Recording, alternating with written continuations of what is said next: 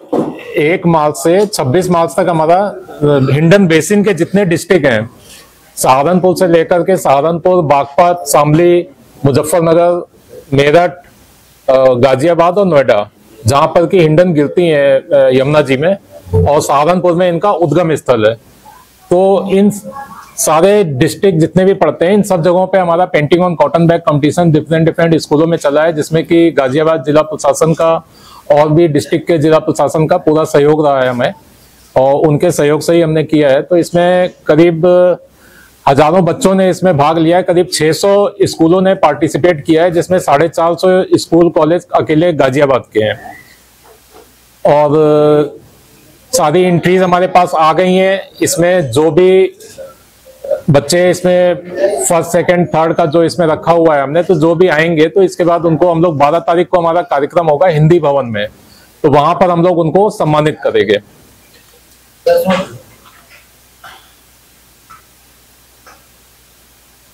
इसके अलावा हमारा कल 29 तारीख है, कल हम लोग हिंडन नदी के किनारे आरती, यज्ञ और दीपोत्सव का कार्यक्रम कर रहे हैं। कार्यक्रम की मतलब हमारी कार्यक्रम की जो शुरुआत है वो कल से हो रही है 29 तारीख से, और फिर 5 तारीख को हम लोग जानकी भवन कविनगर रामलीला ग्राउंड में हिंडन मंथन का कार्यक्रम है, जिसमें कि बहुत सारे हम लोग साइंटिस्ट और जितने भी इन्वायरमेंटलिस्ट हैं उनको सबको हम लोग बुला रहे हैं।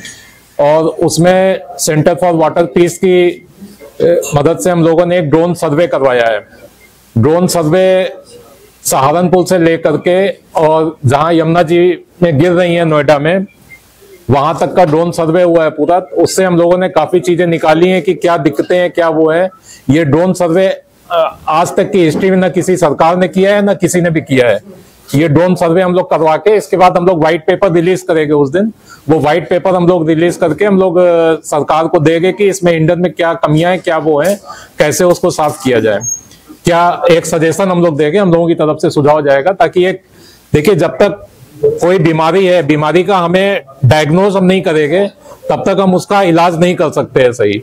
तो उसी बीमारी को डायग्नोज करने के लिए हम लोगों ने हिंडन का ड्रोन सर्वे करवाया है। इसके बाद वो जो फिल्म होगी वो उस दिन 5 तारीख को जानकी भवन कविनगर रामलीला ग्राउंड में उस दिन वो दिखाई जाएगी। तो आप लोग भी आमंत्रित हैं उसमें उसको देखने के लिए कि कहां पर क्या है। और फिर 12 तारीख को हमारा लास्ट प्रोग्राम है, जो कल्चरल प्रोग्राम है, उसके साथ हम लोग खत्म करेंगे, वहां पर समाप्ति करेंगे अपने इसकी महोत्सव की। 12 तारीख को एक डॉक्टर समीक्षा है जो कि बहुत मशहूर इंटरनेशनल लेवल की कथक आर्टिस्ट हैं। तो वो अपने नृत्य नाटका में अपनी टीम के साथ में कथक के माध्यम से नदियों के ऊपर नृत्य नाटका प्रस्तुत करेंगी। और आलोक श्रीवास्तव हैं जो कि बहुत मशहूर गीतकार हैं, कई फिल्मों में उन्होंने गीत लिखे हैं। तो वो वहां पर उनका आलोकनामा का कार्यक्रम होगा। आलोक जी की जो डिटेल है वो मैं आपको व्हाट्सएप कर दूंगा, क्योंकि उनकी डिटेल इसमें नहीं होगी कि उनके क्या है। बहुत से लोग हो सकता है कि शायद ना परिचित हो, हमारे ख्याल से तो उनसे सभी परिचित होंगे, लेकिन फिर भी मैं, वो पत्रकार भी हैं सीनियर दूरदर्शन में, और उसमें आज तक में उन्होंने काम किया है, और फिल्मों में, कई फिल्मों में गीत लिखे हैं उन्होंने। और मतलब कोई ऐसा गीतकार नहीं है, मतलब जिसने कि गायक नहीं है जिसने उनके गीत ना गाए हो, चाहे कुमार सानू हो, चाहे कोई भी हो। तो इसमें हम बस आप लोगों का ये चाहते थे कि आप लोग भी एक स्टेक होल्डर हैं। तो बीइंग ए स्टेक होल्डर हम चाहते थे कि आप लोग भी इसमें हमारा सहयोग करें और इसको प्रचार प्रसार करें और वो करें, ताकि जन जन तक ये बात पहुंचे। और जो painting on cotton bag competition हम लोगों ने करवाया, तो पेंटिंग ऑन कॉटन बैग का हमारा मकसद ये था कि हर बच्चा अपने घर में जब पेंटिंग बनाएगा तो उसके साथ में उसके माँ बाप भी इन्वॉल्व होते हैं।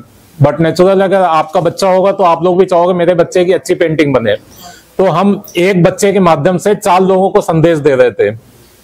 इसमें 3 संदेश थे। पेंटिंग ऑन कॉटन बैग में हमने बोला था कि आप अपने घर से जो पुराने कपड़े हैं या पुरानी पैंट है, जैसे कि पहले आपने देखा होगा हम लोगों के माता पिता होते थे तो बचपन में पैंट फट जाती थी, पुरानी हो जाती थी, तो उसका झोला बना देते थे। तो वही थीम हम लोग लेके चले हैं कि उस पे आपको पेंटिंग बनाकर देनी है। तो एक तो हमारा मकसद हुआ वेस्ट टू वंडर, कि पुरानी चीजों का आप इस्तेमाल कर रहे हैं। दूसरा हमारा मकसद हुआ कि आपको प्लास्टिक से नो टू प्लास्टिक, आपको प्लास्टिक का इस्तेमाल नहीं करना, कॉटन बैग आपको इस्तेमाल करना है। और तीसरा उसकी जो थीम थी जिसपे पेंटिंग बनानी थी, वो हमारी थी रिवर, सेव रिवर, तो हिंडन को बचाने के लिए। तो 3 मकसद हमारे सॉल्व हो रहे हैं। तो जो भी बच्चे इन 3 मकसद को पास करेंगे उनको हम लोग वहां पर सम्मानित करेंगे, और सर्टिफिकेट हम लोग जितने भी बच्चे हैं उनको सभी को देंगे। और हम